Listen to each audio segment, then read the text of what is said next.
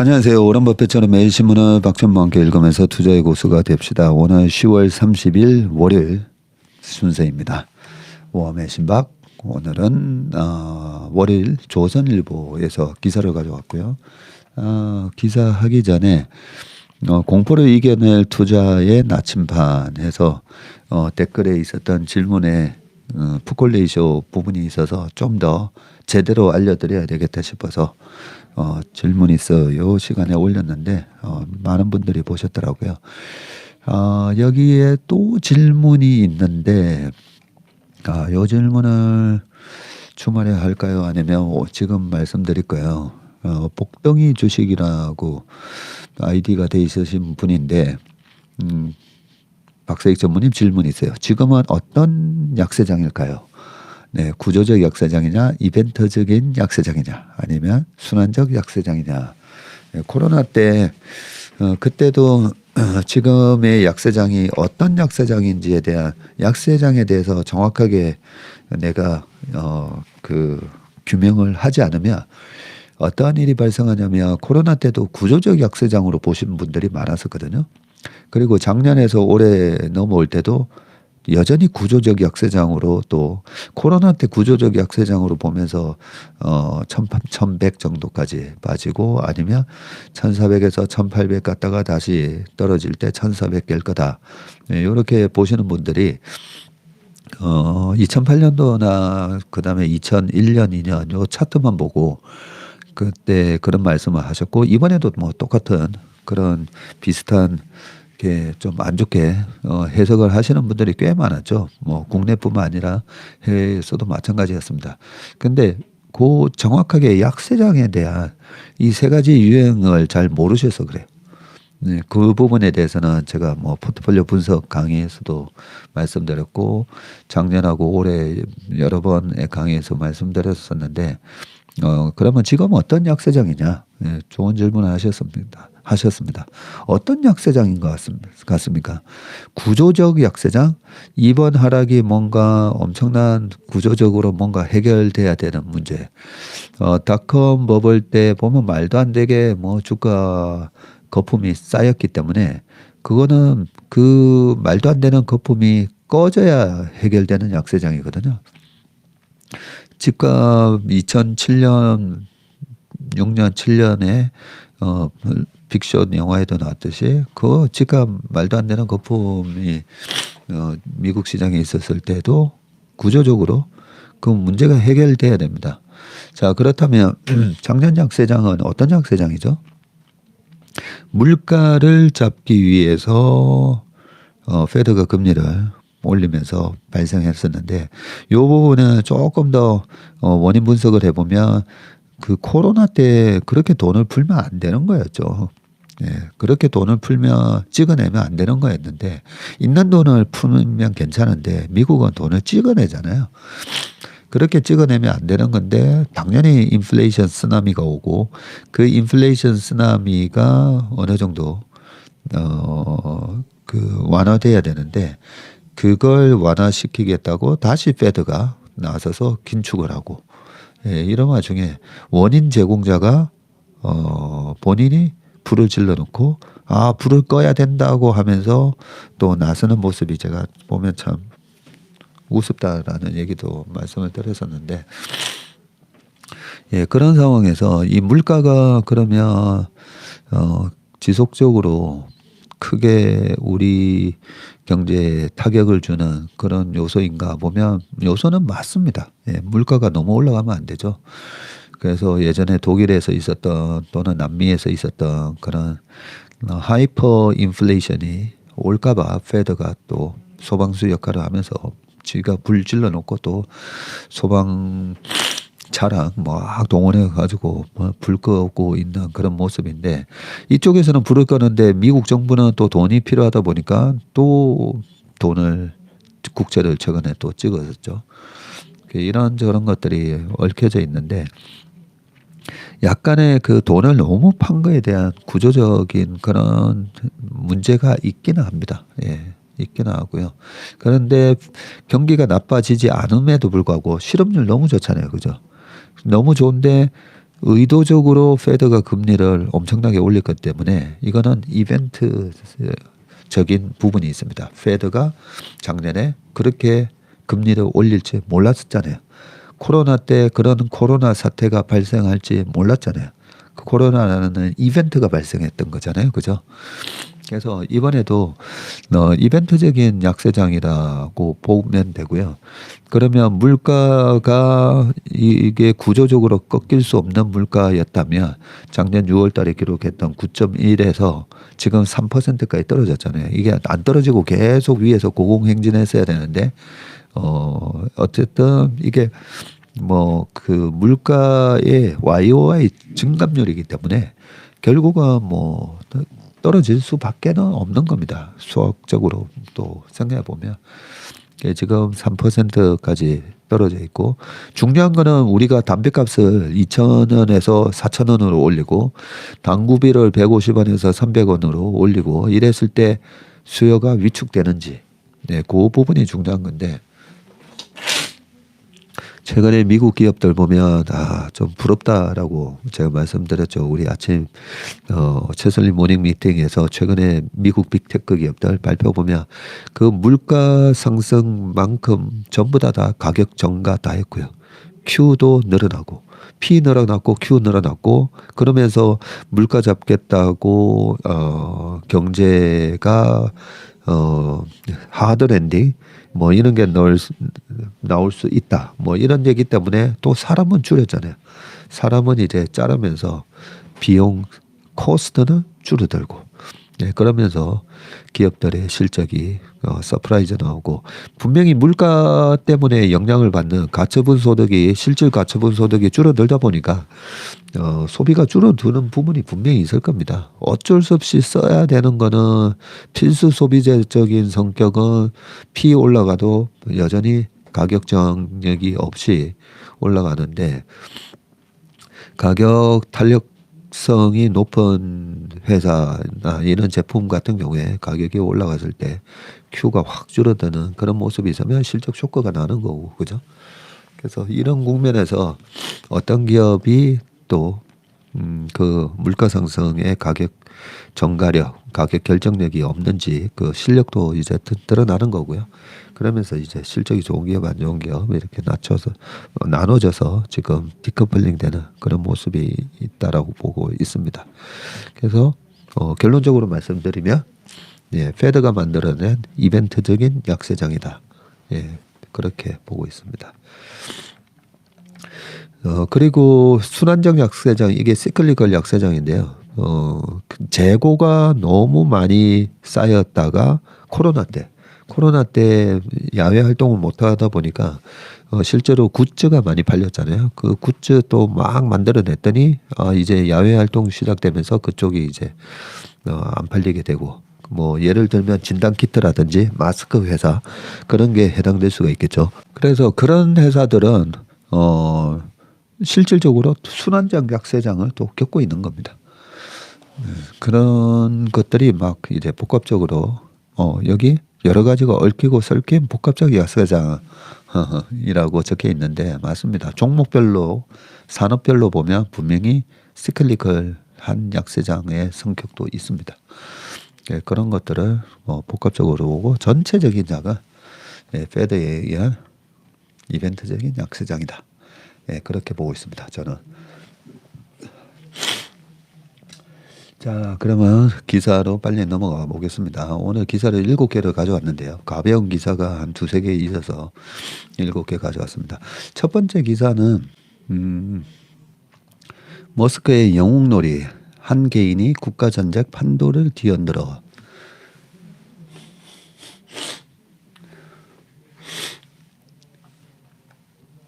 라고 되어 있는데 이 부분이 가져지고 통신망 복원 논란입니다.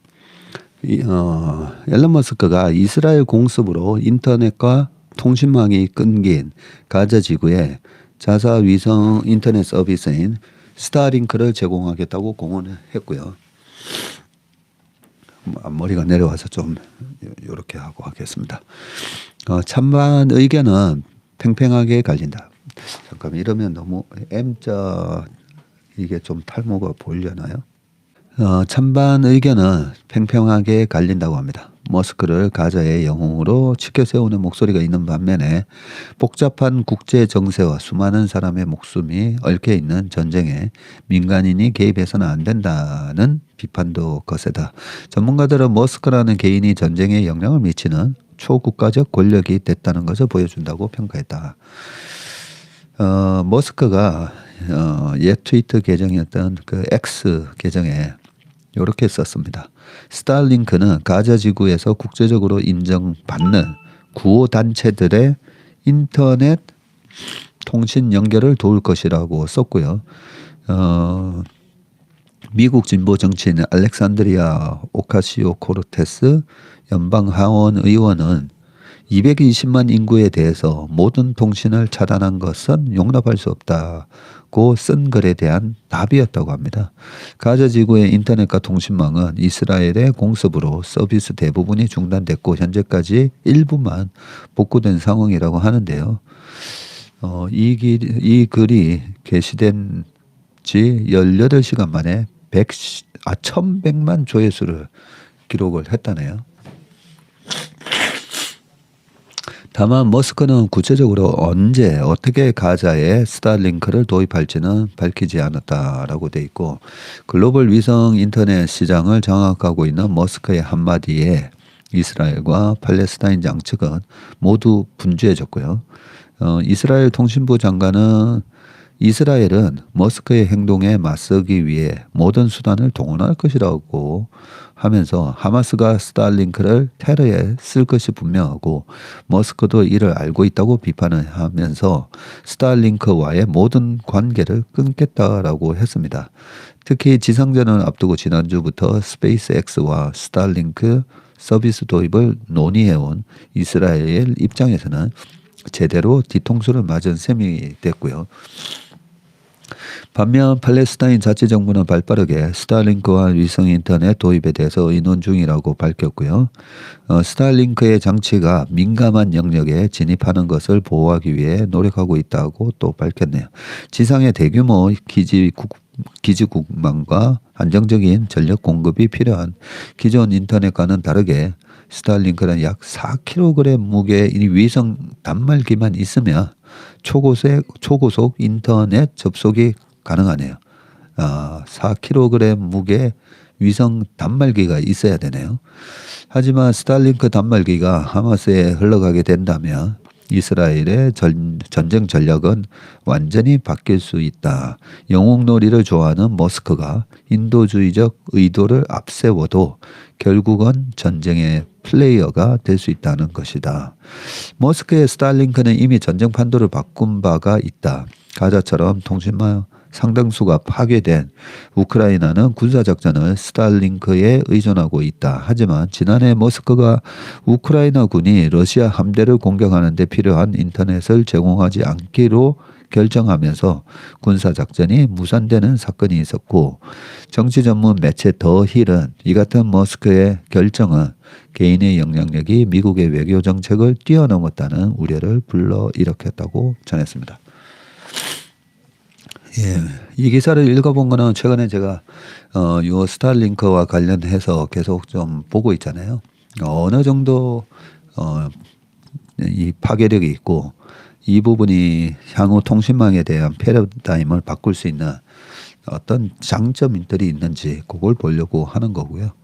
네, 기존의 통신망은 또 어떤 단점을 갖고 있는지 그 단점을 극복하는 게 새로운 기술의 혁신이 탄생하는 과정이니까요. 네, 그런 차원에서 지난번 우크라이나 전쟁 때도 역할을 했는데 이번에도 앨런 머스크가 하나의 이 통신망을 들고 있기 때문에 전쟁을 하면서 적들의 교전에 서로 그 교신을 끊어버리고 그렇게 이스라엘을 공격하려고 했더니 그런 부분에 대한 어떤 헤게모니를 쥐고 있는 게 또 스타링크다라는 그런 것과 이제 보이지 않는 무형의 가치니까요, 그죠? 네, 그런 차원에서 한번 또 읽어봤습니다. 네, 두 번째는 조금 참 안타까운 얘기인데요. 중국 리커창 냉처리 중 예, 업적 기사 전무하고 모임 금지령이라고 합니다. 사망한 지 4월째인데 천안문 통행 금지가 돼 있고요. 갑자기 세상을 뜨셨죠. 예. 리커창 전 중국 총리의 옛 거주지인 안후이성 허페이시 풍식루 80호 안후이 문화역사연구원 앞에는 28일 니은자로 꽃벽이 세워졌다네요. 전일 68세로 사망한 리커창을 추모하기 위해서 시민들이 저녁부터 몰려들어서 조화를 바쳤고 트위터에 올라온 영상과 사진을 보면 헌화 행렬은 한때 300m가 넘었다고 합니다. 꽃더미가 계속 쌓여서 남자 성인 키 높이를 넘어서자 뛰어올라서 꽃을 던지는 시민들도 있었다고 합니다. 리커창은 1955년에 허페이시에서 태어났다고 하네요. 건물 주변의 상인들이 국화 꽃다발을 평소에 3배 가격인 15,000원에 팔았음에도 불구하고 국화가 동이 나서 인근에서 꽃을 공수했다고 하고요. 시민들이 꽃과 함께 전한 쪽지에는 황허는 황하강을 얘기하는 거죠. 거꾸로 흐를 수 없다. 그리고 사람이 하는 일은 하늘이 보고 있다. 이야, 이런 리커창의 생전 발언이 주로 적혀 있었다고 합니다. 같은 날 저녁 리커창이 생전 한때 허난성장으로 일하면서 도시개발을 주도했던 허난성의 정저우의 중심가에는 그의 흑백사진과 함께 인민의 좋은 총리라는 대형 글자 조형물이 세워졌다고 합니다. 네, 이번에 그 심장 마비로 급사를 하셨는데 반면에 수도 베이징과 지도부의 분위기는 전혀 다르고요. 자유시장 경제를 추구하는 개혁 성장이었던 리커창에 대한 추모 열기가 높아지는 것이 껄끄러운 중국 지도부가 이런 리커창 부고에 대한 냉처리에 나섰다는 얘기가 나오고요. 냉처리란 찬물을 끼얹듯이 특정 사안의 주목도를 의도적으로 낮추는 조치를 뜻합니다. 과거 중국에서 개혁파 지도자의 추모 행사가 대규모 시위로 번졌다는 선례가 있어서 지도부가 이를 경계한다는 분석도 있었는데요. 1976년에 저우언라이 총리 사망을 계기로 일어난 추모 행사는 마오쩌둥의 문화 대혁명을 비판하는 4.5 운동으로 이어졌고 1989년에 4월에는 후야오방 총서기가 사망을 하자 전국에서 추모의 분위기가 일어서 그해 6월 천안문 시위를 불렀다. 6월 4일이었었죠. 그때가. 29일 아침 7시 베이징의 천안문으로 향하는 젠꼬먼네이다이제 젠꼬먼네이다제 등은 거리 이름인데 요 거리가 통행이 금지됐고요. 택시 운전사는 천안문 접근 자체를 막은 것이라고 했습니다. 그리고 베이징 등 주요 도시의 대학에는 모임 금지령이 내려졌네요. 모임 금지령이 내려졌고요. 10월 28일부터 11월 3일까지 모든 학회 활동이 금지된다고 베이징대에서 내용을 안냈다가 삭제했다고 합니다. 예, 내용을 안냈다가 삭제했다고 하고요. 11월 3일은 리커창의 장례식이 베이징에서 열릴 것으로 예상되는 날이네요. 11월 3일이면 보통 리커창 총리가 돌아가셨으니까 각 나라에서 추모 그 애도를 하는 그런 주요 인사들이 아무래도 초청이 돼서 조문객들이 각 나라에서 날라오지 않을까 싶은데 11월 3일 날 진짜 어떤 식으로 행사하는지 한번 봐야 되겠습니다. 중국 각지에서는 마라톤을 제외한 크고 작은 행사가 일제히 다 취소가 됐다고 하네요. 네, 그리고 인터넷과 방송에서도 리커창 노출 최소화 작업이 진행되고 있다라고 돼 있고 28일 오전까지만 해도 리커창 동지 부고가 검색어 순위 2위를 기록했는데 저녁에는 그 순위가 47위까지 떨어졌고 29일에는 아예 사라졌다고 합니다. 리커창 동지 별세라는 검색어는 28일 날 22억 조회수를 기록했지만 29일에는 20위권으로 떨어졌다고 하고 바이두의 실시간 검색어 상위 50위에서도 리커창이 자취를 감췄고 중국판 인스타그램이 샤오홍수에서 홍식루 등 리커창 관련 검색어를 입력하면 대부분이 검열된 것으로 나타나서 리커창 관련 내용이 거의 보이지 않는다고 합니다. 네.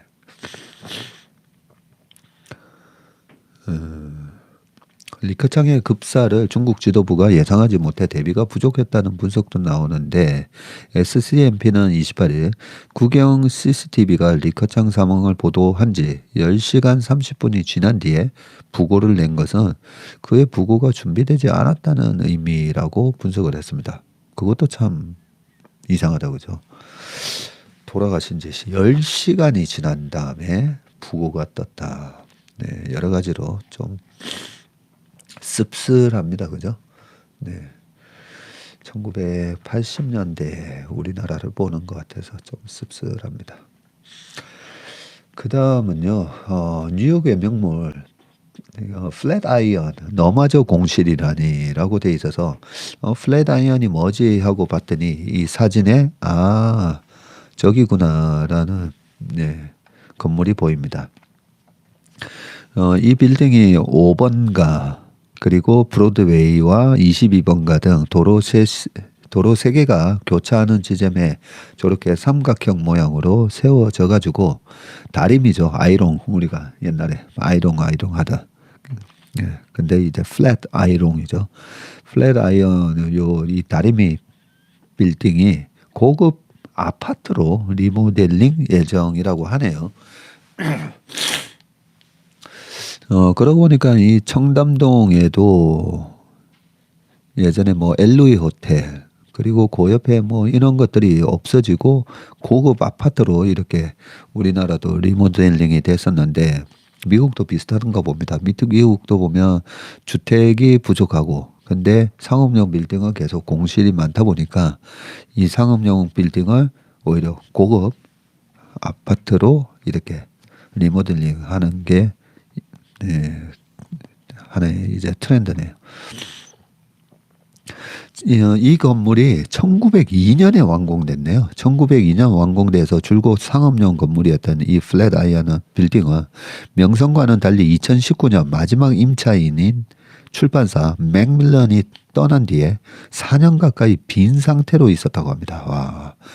결국 부동산 개발업체 GFP 리얼 에스테이트 회장 제프리 구라를 포함한 공동소유주들은 지난 3월 빌딩을 경매에 내놨고요. 그런데 3월에 낙찰받은 금융사 아브람 트러스트의 제이컵 갈릭이 계약금을 내지 못하면서 지난 5월 다시 입찰을 했고요.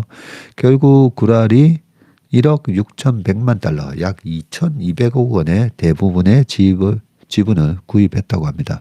이후 개발 논의가 이어져 왔다. 네, 코스닥이나 그 상장사에서는 2,200억 하면 그렇게 큰 회사 아닌데 이런 느낌이 드는데요, 그죠? 저 건물이 2,200억에 낙찰이 됐군요. 네, 뉴욕타임스 등에 따르면 구랄은 부동산 개발업체 브로더스키 오가니제이션 등과 함께 합작회사를 설립해서 이 건물을 40가구가 입주할 수 있는 고급 아파트로 리모델링하기 위해서 관련 절차를 진행 중이라고 하고요. 뉴욕시의 허가 절차 등에 필요한 시간까지 합하면 주거용 아파트로 변신하는 데는 약 3년 정도 걸릴 전망이라고 합니다. 빌딩이 지은 지 너무 오래된 탓에 낙후돼서 인기가 하락해 왔는데 점점 심각해지던 공실 문제는 재택근무가 늘어난 코로나 시기를 거치면서 회복 불능 상태에 빠졌다고 합니다. 예, 근데 뉴욕의 사무실 공실이 지금 플랫 아이언 빌딩만의 문제가 아니죠. 코로나가 끝난 이후에도 재택근무를 이어가는 회사가 적지 않아서 상업용 부동산 인기가 크게 식은 상황이고 사무실 점유율이 45%로 지금 절반 이상이 비어 있을 정도인데 컨설팅 회사 맥켄지가 지난 7월에 발표한 보고서에 따르면 뉴욕은 한 주 평균 사무실 근무 일수가 3.6일에 그치고요. 뉴욕시는 이처럼 사무실은 남아도는 반면에 살집은 부족해서 주거비가 치솟는 문제를 동시에 해결하기 위해서 제도 정비에 나섰고요. 지난 8월 맨하튼 중심부인 미드타운 사우스 지역을 재정비하면서 사무용 건물을 주거용으로 보다 쉽게 바꿀 수 있는 프로젝트를 발표를 했다고 합니다. 이를 통해서 앞으로 10년간 주택 약 2만 채가 생길 것으로 뉴욕시는 예상된다라고 예상된다라고 했습니다. 요런 게 구조적 문제죠. 상업용 부동산은 지금 어떤 상황인가? 구조적 약세장이라고 저는 생각합니다. 이 온라인 전자상거래 발달 때문에 우리가 1층에 옛날에 구두방도 있었고 그죠? 구두 파는 가게, 뭐 신발 가게, 뭐 옷 가게, 뭐 많았었는데 없어지고 있잖아요. 식당, 뭐 온라인을 통해서 온라인상에서 밥을 먹을 수가 없다 보니까 식당. 근데 식당도 이제는 매장 줄이고 배달 많이 하고 그죠? 이런 구조적인 전자상거래라는 구조적인 문제 때문에 저는 상업용 부동산의 숫자가 이렇게 그 주택용으로 계속 바뀌면서 결국은 수요와 공급, 지금은 공급이 훨씬 많은데 상업용 부동산이 자꾸 주택용으로 바뀌면서 수요와 공급이 일치하기 전까지는 이 구조적인 문제는 해결 안 된다라고 저는 보고 있습니다. 그래서 아무리 빠져도 상업용 부동산은 전혀 관심이 없다라고 제가 말씀을 많이 드립니다. 세 번째는 미국을 점잖게 이끌 사람을 뽑아주세요라고 하면서 미 공화 펜스의 사퇴 연설이라고 하는데요. 나의 때가 아니라는 것이 분명해졌다라고 밝히면서 이분이 네바다주 라스베가스에서 열린 공화당 유대인 연합 컨퍼런스에서 연설을 시작하면서 성경에 따르면 모든 일에는 다 때가 있다. 지금은 나의 때가 아니라는 것이 분명해졌다. 많은 기도와 숙고 끝에 나의 대선 운동을 오늘로 종료하기로 결정했다. 라고 합니다. 청중에서 헉 하는 소리가 들렸다라고 하는 게 전날 참모들이 사전 배포한 연설문에는 사퇴의 조짐이 전혀 없었다고 합니다. 하지만 이 사퇴를 발표하고 나서는 오랫동안 기립박수를 또 보냈다고 합니다. 펜스는 지지 후보는 밝히지 않으면서도 링컨 전 대통령이 말했듯이 우리 본성에 선한 천사를 끌어낼 수 있는 공화당적 가치를 가진 사람, 단지 공화당의 승리를 안겨줄 뿐만 아니라 미국을 점잖게 with stability라는 단어를 쓰면서 미국을 점잖게 이끌어 갈 수 있는 사람을 미국에 선사해 주기를 촉구한다라고 했네요. 이에 로이터는 예전의 상사 도널드 트럼프 전 대통령을 후려치는 것처럼 보였다고 합니다. 펜스는 2020년 대선에서도 트럼프의 러닝메이트였으나 트럼프의 대선 불복에 동조하지 않으며 사이가 완전히 틀어졌다고 하네요. 네, 그때 부통령으로 같이 대선에 나왔는데 트럼프가 재선에 실패를 했었죠. 펜스는 오는 11월 8일 플로리다 마이애미에서 열릴 공화당 경선 토론회 참가 조건 중에 하나인 전국 단위 여론조사 2개 이상에서 4%의 지지율을 기록해야 한다는 항목은 충족했지만 이날까지 7만 명 이상의 개인 기부자를 확보해야 한다는 조건은 충족하지 못한 것으로 알려졌네요. 여론조사 분석업체인 Fiverr38에 따르면 펜스는 공화당 경선 후보 여론조사에서 기준 평균 3.8%를 기록했고요. 트럼프가 56.9로 지금 압도적입니다. 그리고 론 디샌티스 플로리다 주지사가 14.1, 그리고 니키 헤일리 전 사우스캐롤라이나 주지사가 8, 그리고 비맥 라마스와미 전 로이반트 사이언시스 최고 경영자가 5점. 예, 사이언스 최고 경영자가 5.8%에 이어서 5위였네요. 이날 디센티스는 펜스는 신앙이 있는 원칙의 사나이라고 했고 헤일리는 우리 모두 그에게 마음의 빚이 있다고 했습니다. 예, 미국 대선이 어떻게 될지 그죠? 참 모르기 때문에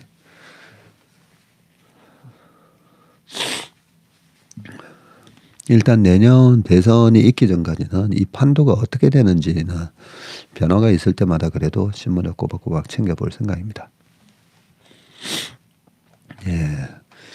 그 다음에 요즘 연예계에서 뭐 마약 관련해서 참 안 좋은 얘기들이 많은데 또 그래도 가슴을 따뜻하게 하는 그런 기사가 있어서 가져왔고요. 가수 션 루게릭 병원 4,219만 5천 원을 기부를 했다고 하면서 가수 션이 29일 춘천 마라톤 풀코스 결승선을 통과하고 있다고 합니다. 그래서 저는 이 가수 션이 나이가 어떻게 되나 봤더니 51세입니다. 51세. 야, 근데 제가 왜 이 기사를 가져왔냐면요. 토요일 아침에 저희가 잠깐만 토요일 맞죠? 토요일? 어제였나?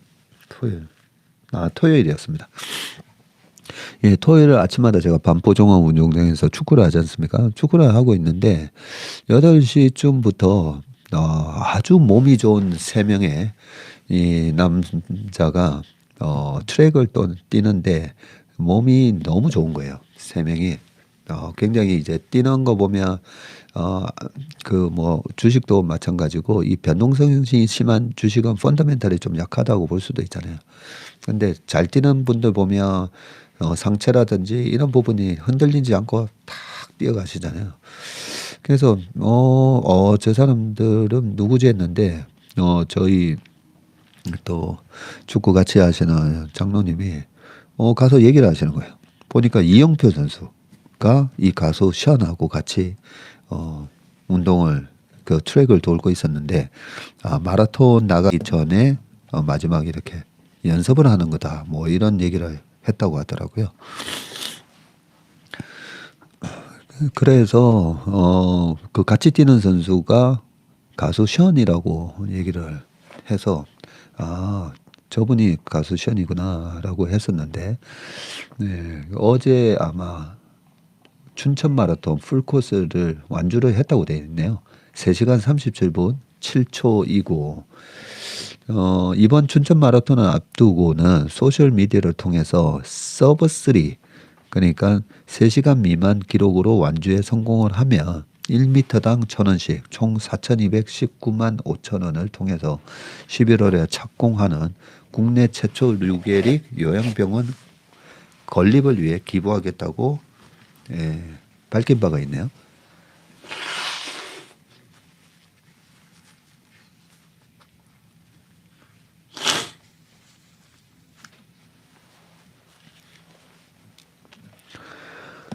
예.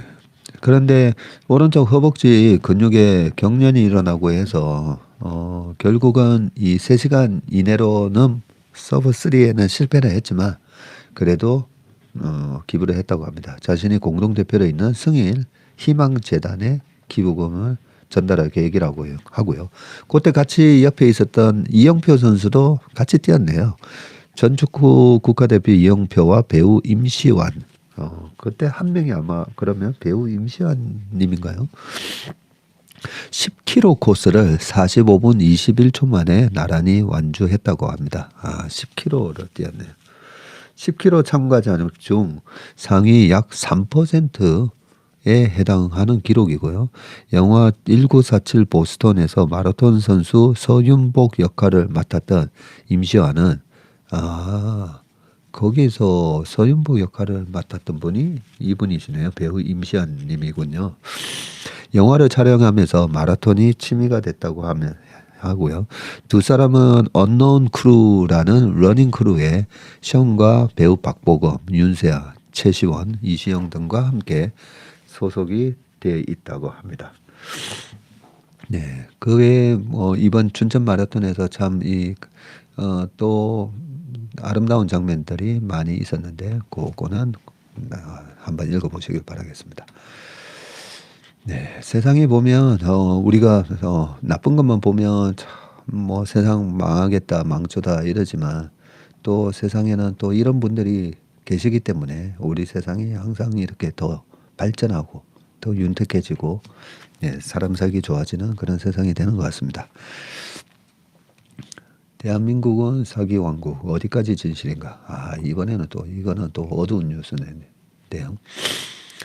사기 범죄 일보다 훨씬 많지만 독일, 스웨덴보다는 적어서 저신뢰 사회인데도 공증 등 비용 지출 꺼리는 게 문제. 사법 시스템으로는 떠넘기기 전에 행동 양식과 인식을 갖춰야 한다라고 돼 있고요. 언제부터인가 우리 사회에 사기 범죄가 넘쳐나는 듯한 느낌을 받는데 작년부터 본격화된 대규모 전세 사기의 경우 전세 보증 보험을 제공하는 주택도시보증공사의 재정 건전성을 위협할 수준으로 확대되었다고 하고요. 휴대전화 문자 메시지로 들어오는 스팸 문구들을 읽어보면 고수익을 보장한다는 내용의 사기는 끊이지 않고 다양한 형태로 진화하고 있음을 파악할 수 있습니다.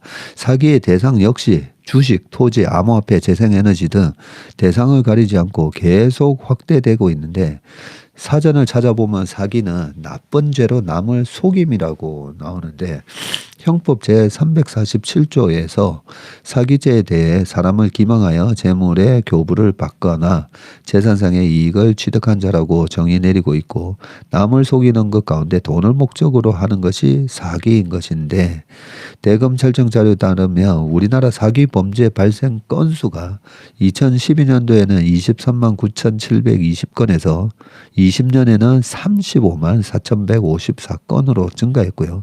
인구 10만 명당 비율로 따져보면 같은 기간 470건에서 683건으로 증가를 했습니다.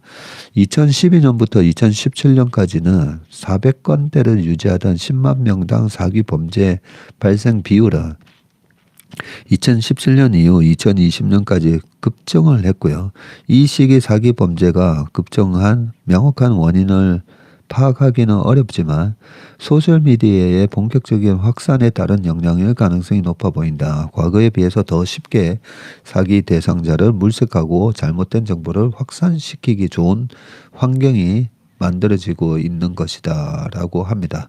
인구 10만 명당 사기 범죄 발생 건수 여기 표에 나와 있는데 10만 명당 사기 범죄 발생 건수가 가장 높은 나라가 스웨덴이네요.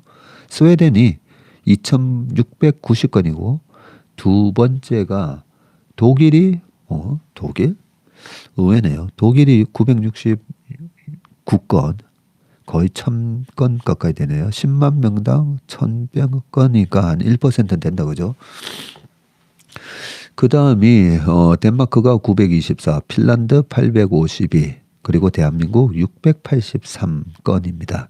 일본 항상 우리가 또 일본하고 비교를 많이 해보잖아요. 일본은 24건이네요. 이거는 좀 자존심 상하는 문제네요. 일본이 10만 명당 24건밖에 안 되네요. 예. 그리고 프랑스가 360건이라고 합니다. 프랑스가. 근데 프랑스하고 독일하고 왜 저렇게 차이가 많이 나죠? 이 사기에 대한 어떤 기준이 다른가? 뭐 그런 생각도 나는데 인터넷 기사에 종종 대한민국은 OECD 국가 중에서 사기 범죄율 1위라는 글을 접하게 되는 경우가 많은데 이 내용은 사실이 아니고 네. 글로벌 헬스 옵저버터리에서 관련 내용을 찾을 수가 없고 출처로 언급되는 WHO에서 그리고 상식적으로 생각해봐도 세계보건기구에서 사기와 관련한 사항을 조사하고 관리하고 있다는 것이 말이 안 되지만 우리는 WHO라는 기구의 공신력을 맹신하면서 잘못된 정보를 쉽게 사실로 받아들이고 있다. 네, 가짜뉴스였네요. 이름이 주는 권위에 쉽게 믿음을 줌으로써 사기에 취약한 우리 사회의 단면을 보여주는 씁쓸한 사례라고 할 수 있다. 쭉 뭐 사기에 대해서 돼 있는데 정말 이 주식 사기도 너무 심합니다. 방금도 권위 뭐 이름이 주는 권위에 쉽게 믿음을 주면서 이렇게 돼 있잖아요. 그래서 제가 그 페이스북에다가 그 사기꾼들이 하는 페이스북에 살짝 제가 댓글을 달아놨거든요. 놨거든요. 아, 이거 사기입니다. 예. 이 조심하세요. 이렇게. 거기에 그냥 글을 올려놓으니까 바로 이제 삭제가 돼서 그 밑에다가 살짝 달아놨는데, 그런데 이런 부분을 신고를 하면 피해자가 발생했나요? 예.